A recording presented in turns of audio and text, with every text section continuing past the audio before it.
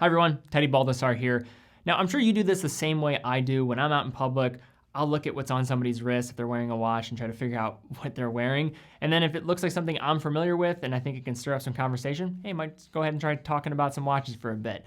But there are a lot of people out there, just because they're wearing a watch, maybe they're wearing a Rolex Submariner and you maybe stir up some conversation and you start talking about their watch. People just know zero about their watch and they just bought it because it was expensive and that's all they care about. But what I wanted to do in this video is look at 11 brands and types of watches that are key indicators that somebody is a watch person or a watch guy or girl, and that will be a great indication that they're in deep into this watch game and perhaps are collectors themselves and just care about timekeeping and watches in general. So in this video, how we're gonna be breaking this down, looking at these different brands is one, I wanna probably avoid micro brands because that just seems too obvious. If somebody's into micro brands, it's a pretty obvious indicator, so that seems too much on the nose. The other thing is though, I do wanna keep it open to maybe some independent watchmakers or maybe some master watchmakers, but that'll be more towards the end of the video. They have to just kind of have some standardized production and have people that are actually constructing their watches in a consistent manner. And then also, these should be watches that should be definitive indicators that they are into watches. Now that might create some gray areas in terms of looking at certain brands because there's a lot of like just distribution that's gonna make it available at pretty much any store or any mall. So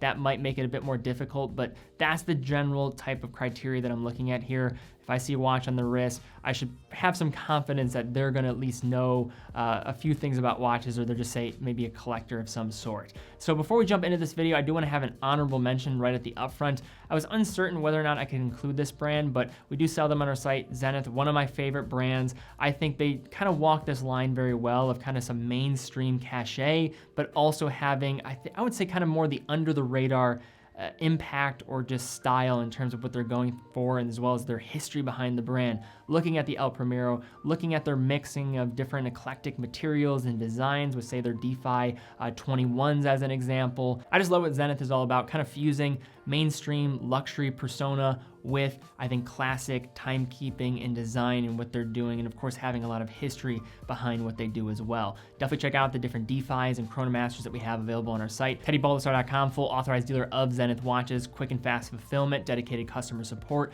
full factory warranty for everything we carry, and helps make all this content possible as well. So now in an affordable perspective, there's two brands that I want to mention right at the beginning. One is going to be Orient, and the other is going to be Vostok. So kind of the same type of idea in terms of what is really going for, looking at in-house calibers, affordable, attainable price points that'll make these watches, I think, fan favorites for people that want to get into the world of mechanical watches. In terms of why I think these watches should be mentioned in this is just given their approach to actual watchmaking and the fact that their distribution is pretty locked tight in regards to only being available online in certain markets. And if you're going to purchase either one of these watches, you're kind of almost have to go out of your way or actively know about these brands to begin with. And to do that, then you have to be probably an enthusiast. When it comes to Vostok, I ordered a Vostok Amphibia and it's basically taken like 2 months for the thing to come over from Russia.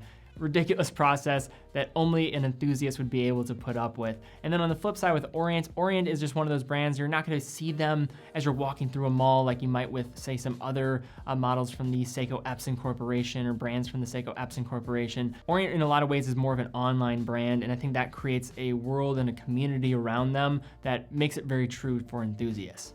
Now the next brand is going to come from Germany, and you probably could do an entire list like this just from German brands, just given that they typically don't get the same mainstream appeal and popularity that a lot of Swiss brands will do, maybe that are perhaps doing a lot of the same things. And one that I think is probably at the top of the list as being a great enthusiast brand, good just production volume, and still being a very solid brand in terms of their size, is going to be Sinn. So this is an independent manufacturer known for a lot of their pilot watches, tool watches, started by their founder, Helmut Sinn, who was a flight instructor back in 1961. So they are celebrating a nice anniversary this year. But why I think Sinn is such a perfect entry for this list is just what they have embodied and continue to embody from the beginning. Knowing their roots as kind of more of an aviation theme brand that now have just ventured into different categories with their dive watches, looking at their U50, which I've reviewed on the channel. And then of course, kind of more their field-oriented watches like the Zen 556, kind of being more field pilot style in terms of its overall approach. There's just a lot to like about Zen. And I think why these are such an enthusiast favorite for many people is, one, of course, their prices are relatively reasonable in the market. They are rising, but still very reasonable in the market for what they're doing. And there's usually just a lot of over manufacturing with what they are kind of delivering with their watches. If you're talking about the top grade movements that they use, the regulation that they're doing for their movements, even starting off with their entry level Zen 556s, my personal one that I own is just running at basically 1 second off of perfect time of day. So you're getting some great value there. Also talking about their case treatments. So you're talking about their tegimented cases. We're talking about hardness on the Vickers hardness scale above 1200 HV, which is going to of course make their watches resist scratches incredibly well. And then as you keep going up the ladder, looking at maybe their EZMs and things of that sort, the tech and things that they put in there, their watch is built for actual tool function. And they're a brand that I think just so many enthusiasts and diehard tool watch enthusiasts just absolutely love, and for good reason. All right, so now for a cult favorite in regards to dive watch enthusiasts, we have to look at Doxa. So Doxa, on the surface, you just look at their dial colors and what they're doing, you might just kind of gloss over them as being kind of these fun, just retro looking things, and that's about it. But in terms of real diver cred, Doxa is certainly one of the top in the industry in what they were doing. In terms of how they've become a cult favorite, I think it's been a few different things. One of it's going to be, of course, its affiliation with Jacques Cousteau and his affinity to the brand, and then also the inclusion of the Doxa Sub-Professional on Dirk Pitt's wrist and Clive Cussler's well-loved series of books. And now with many enthusiasts that will of course call these home on their wrists as well. And then with all these dive watches that are on the market, I think Doxa has a unique DNA, and with just diving in general becoming a bit more of a popular and safe just hobby that somebody can have compared to back in, say, the 1960s, it's now allowed these to adapt and become even more popular. When you see a Doxa on somebody's wrist, say you see like a Doxa Sub 300, professional orange dial, that is a very good indicator that you can probably go talk to that guy or girl, whoever's wearing it, and they certainly will probably have some other watches in their collection or maybe some other Doxas.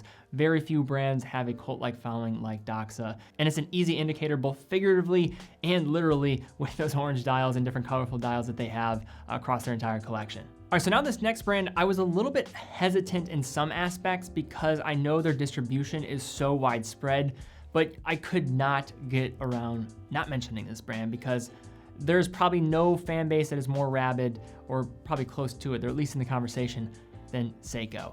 And Seiko, I just want to mention the caveat at the beginning that the fact that they do have a lot of distribution, and there are many people that might have a Seiko watch on that maybe just don't really know anything about watches. They just saw it when they were walking through, say, like a Macy's or something, and they're just like, hey, that looks cool, I'm gonna buy that thing.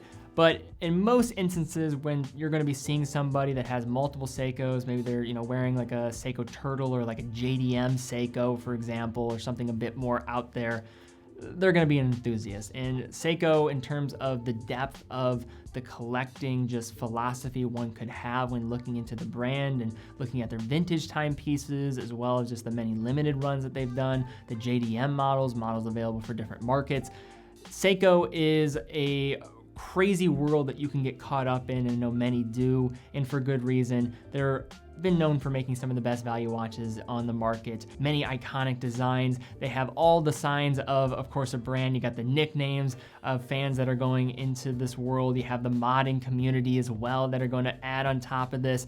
Seiko is certainly a brand that is going to be a great indicator. If you see it on somebody's wrist, they're probably going to be into watches. All right, so now the next brand that we're going to be looking at is a totally different flavor, but for a lot of the same reasons, kind of a cult-like following. Many people love the brand, including myself, and that is Nomos. Now, given that Nomos was started in 1990, they're of course a bit of a newer brand on the scene, but what they've been able to amass in terms of popularity is nothing short of impressive, and what they've been able to do from a watchmaking perspective is even more impressive. Now, they're looking at 13 in-house calibers, and then also dealing with a lot of influence from early 20th century design, of course, coming from the Deutsche Werkbund, and then also the Bauhaus School of Design, and that's really where they're drawing a lot of their inspiration, but doing it in more of a contemporary contemporary form. And why I think Nomos is so beloved is, of course, combining a lot of that design elements and they're just kind of more eccentric execution. Looking at a great example with the Metro, with its power reserve indicator, it's so unique and creative. Looking at the new Neomatic updates that we saw from the Metro collection and the Tangente, you have that. And then you also have just the simple minimalist design formula that really will lean into the clean typography set and also the watchmaking that is taking place on the back end. Nomos now has over a dozen in-house calibers, which is incredibly impressive for an independent brand, have some of the best finished movements for a brand in this range as well. And when you combine these two elements of their design, which of course is not gonna be for everybody, but for people that are into it, it is really going to be in alignment with them. And then also with the real watchmaking chops, Nomos is certainly one of those brands that when you see on the wrist, typically can assume that they're probably a watch person. Now this next brand is kind of similar to Doxa in some ways, but the same dive watch cult-like following that happens there kind of happens here in the same light, but more with kind of military inspired pieces. So if you're interested in kind of mil-spec watches that have kind of this more traditional format in terms of using tritium and having some history with actually having military issued timepieces, Marathon is certainly a brand that many people like. I've noticed this even more becoming an AD of the brand in the past year and what they've been able to really offer in their many watches, kind of that land, sea, and air in regards to their watch design and what they're going for. In regards to their actual history in the field of creating military watches, really kind of goes back to 1941 with them developing watches for the Allied forces, and then also having watches that are commonly used and worn by military personnel here in the United States, Canada, as well as other places like Israel. But despite all this, in terms of an everyday wear standpoint, you just like the rugged tool watch design, Marathon does have a very unique approach to, an unrecognizable approach with their watches all across their collection that makes them very easy to love for the right type of person. Now this next brand is a little bit of a stretch. They're outside of a traditional group structure and how they're operating, so operating more as an independent, but they are probably one of the biggest and most well-known in the entire world, and that is with Aorus. Now why I thought Aorus was probably still good to mention here is just given what the brand goes for and what they kind of embody in their creations. If you go across all their collections, there is a little bit of a nice kind of marrying between enthusiast interest as well as maybe some more mainstream appeal. But models like the Big Crown pointer date family with its more unique utilization of a complication like a pointer date. You can also look at their brand affiliations with the likes of say like a Roberto Clemente or a Carl Brashear, and also a lot of their work and kind of sustainable efforts. There's just a kind of aura around the brand that I think many people that are in the enthusiast circle of watches truly loves about this. They also operate a bit more independently, kind of dance to their own beat, and I think that's why a lot of people enjoy Aorus. And they also have, in terms of their design and what they're doing from a value perspective, also looking at their new caliber 400s,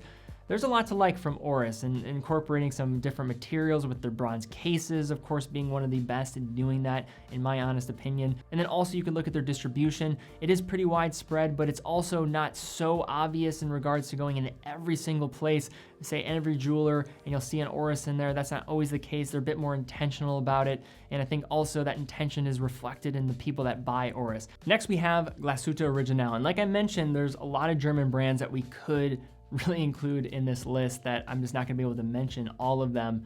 But why I thought GO made a lot of sense to just in this video is what they are doing from a value perspective, as well as the type of person that goes for a GO watch. I don't think GO is always just like, you see those jokes saying like, hey, if you can't afford a Longa, go for a GO. I don't think that's always the case. I think GO has a bit of their own identity, and I just did a video on the CQ, and I think that really does embody that idea. I mentioned at the end of that video, the type of person that would go for a CQ is doing it for totally different reasons outside of the typical reason somebody might when they're going to buy a luxury watch. You want the brand cachet, you want the almost notoriety that comes with it, as well as being able to flash your wrist and have somebody recognize it and just feel good about yourself. It's kind of more feeding into your ego. When you're going in for a GO, that is not going to be the case at all. You're just looking for a great watch from top to bottom, honestly. That's really what GO is all about. I don't think this is necessarily a perfect apples to apples comparison, but if you're trying to look at the JLC of Germany in some instances and what kind of falls in that range, very overlooked, producing great hand finished in-house calibers in many of their watches, I think GO is probably the best equivalent on the German side compared to JLC. I do think JLC, of course, is going to be higher tier, but from the German side of things, I think it is probably the best comparison. And for the type of person that's gonna buy a GO, whenever I see that on somebody's wrist, I'm like, okay, that person, I think knows what they're doing, but also is very much into watches. And a lot of those same ideas with GO, I think could be said with Grand Seiko to some degree. Basically what I mean is the idea that the type of person that's gonna go for a Grand Seiko is a specific type of person that's buying a watch just to buy a good watch and really nothing more. Now, Grand Seiko a few years ago, I would say was very underrated. Nowadays, I don't think that's the same case, and I was almost hesitant to put them on here because their distribution here in the United States is growing. But I do think even if you go into a jeweler and you're looking around, maybe you're sitting there, you're looking at some Omegas, you're looking at some Rolexes, which, I mean, they do have enthusiasts that collect the brands, but in comparison to like a Grand Seiko, you are probably only gonna buy a Grand Seiko if you have some maybe general understanding of about the history of the brand, or you just have an appreciation for fine watchmaking, because there's not as much flash with this brand as much as there is just fantastic artisanal designs as well as finishing techniques and what they're going for. And it's just so very much Japan in its execution, its attention to detail, and how these watches are produced. And I think that is something that really has a fine connection to enthusiasts and what we're maybe looking for in regards to looking at a watch. It's all about the details. We're very just meticulous in our journey of what we want to buy next, and we want to see that reflected in the watches that we go ahead and try to buy. And I think Grand Seiko personifies this very well, and that's why typically you could probably look at somebody with a Grand Seiko as somebody that usually probably either knows what they're doing or has really just been in the enthusiast community of watches for a bit of time. That said, with their growth, that might not always be the case here very soon. All right, so now this next brand I think might be a little bit of a stretch, but let me kind of share my take on it, and that is Vacheron Constantin. So first, understanding where Vacheron sits in the industry, kind of being part of that holy Swiss trinity, looking at say AP and Patek as the other two kind of horsemen there. And when you kind of factor in Vacheron compared to those brands, I think the type of person that goes for a Vacheron is a very different person. And I mean that in a good way. I think a lot of people that are just going for the biggest blingy, expensive watch, they might go for Patek and AP. There's a lot of individuals that just go in that direction and see, mentions in rap songs and things of that sort. But the type of person that goes for Vacheron, I think, is a bit of a different type of person. I don't want to put people in boxes, but I think this is a pretty general take that I think is kind of safe to make. Vacheron, when I was able to visit them, what really opened my eyes was just seeing the history of their archive and just their general approach. Being around since 1755, older than the country that I am living in right now, is pretty remarkable. And when you have that history as kind of a backbone of what you do, you just approach your world of watchmaking that much differently. And then the people that are going to respond to that are going to see your brand that much differently. An example of this are two guys that I was able to meet on my tour when I visited Vacheron, and really gave me a further appreciation for the brand, as well as just a continued appreciation as I follow them on Instagram. Vacheron Enthusiast and Wrist Life. I can link to them down below if you love all things Vacheron. Definitely would recommend checking them out. But just seeing the fanaticism that could be associated with one brand, unlike any other brand that I have seen in watches, there's kind of this combination of being, of course, a fan of the brand, but also almost taking a historian perspective when looking at and admiring their pieces. I have not seen that with really any other brand, and I think that comes with being a brand that's been around for centuries, legitimately centuries. And I believe this idea allows a brand as popular as Vacheron, and of course, highly regarded as Vacheron, to still kind of be more of an enthusiast, beloved brand and have a stronger affinity and connection to their audience and their customer base. And then for our final watch brands here, I want to talk about high-end independents. Moser, Laurent Ferrier, FP Journe, Roger Smith. I did a video with RGM recently. Just any independent watchmakers out there that are delivering watches to a small production volume and also have a master watchmaker at the helm. There are plenty other ones too. We're talking about de Bethune. You could also look at Philippe Dufour and many more, but there is a certain connection that somebody has, and I find that there's almost a progression with somebody in their collecting journey if they have a certain amount of wealth, because you almost have to just be fortunate enough as an individual and wealthy enough as an individual to get into some of these brands and have a lifestyle and have your priorities in order, that this is where you want to put your aspirations towards. And I think that whenever that is coming in the equation, talking about high complicated watches, limited production as well as high price tags with really bespoke manufacturing that's taking place, that is a perfect formula for being able to be classified as an enthusiast brand and market. All right guys, so those are my list of brands that I think kind of are best personified as enthusiast brands and are great indicators. If you see one of these watches on somebody's wrist, probably can go up to them and maybe have a little bit of a conversation about watches, if not a very long-winded one. Because as you probably know, if you've ever talked to another watch person, yeah, we like to talk, and we like to talk about our watches very much. But love to see comments down below. What would be some other brands that you would mention, as well as, what is probably the highest brand on this list as a dead giveaway in regards to this? Love to see comments down below. Also, if you did enjoy this video, thumbs up, subscribe, and hit the bell icon. I do want to thank you guys for 300,000 subscribers. We passed that, I think, about like a week or so ago. So really do appreciate that and all your support. This has been a crazy ride for me and everything this has become. I just posted a video about 4 years ago and just had no idea where it was going to go. I just like watches. I want to share where I was at in my collecting journey, and we've just been riding that wave ever since. So thank you guys for making this all possible, living the dream, doing what I love to do, and that's fantastic. Also, definitely go check out their honorable mention for this video with the Zenith. We'll link to some great models down below, as well as TeddyBaldassarre.com, full authorized dealer of all the brands we carry, over 25 brands, full factory warranty, quick and fast fulfillment, dedicated customer support. It makes all this content possible and allowing us to keep fostering a new generation of watch enthusiasts. Also, you want to stay up to date with the content as well, definitely follow on Instagram as well. But guys, thank you again so much for watching. Be well, and I'll see you all very soon.